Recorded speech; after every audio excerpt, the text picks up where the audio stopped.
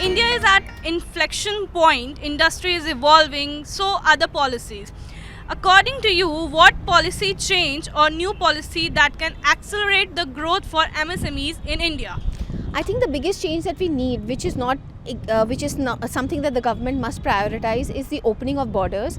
And we've been looking at digital trade agreements. We are looking at open and finance trade agreements to come through. Now, the reason for this is multifold. And if we are able to bring in an ability for MSMEs to not just appeal to local markets, but to actually extend what they are doing to foreign markets and be able to expand broader, I think that would be extremely critical. And this is where I feel that the change or the policy related incentives have to come through so that we are able to see MSMEs actually take over and conquer the world. AI is a big story these days.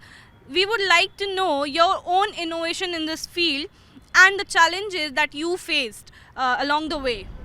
So I think AI has been used for many, many years. It's just become a buzzword now. I think with regard to financial services, AI has been used to extend credit, and MSMEs is a big segment, and they do need credit penetration to go beyond big financial services players such as banks only extending credit, and that is something that AI has done for many years now. I think the biggest challenge that we will have is the existence of AI coexisting with privacy and data associated with not just ownership but being able to share it with the rightful parties that is going to use this data for good and not for unethical reasons. And I think that's where, for me, that's the biggest challenge as well as opportunity next year.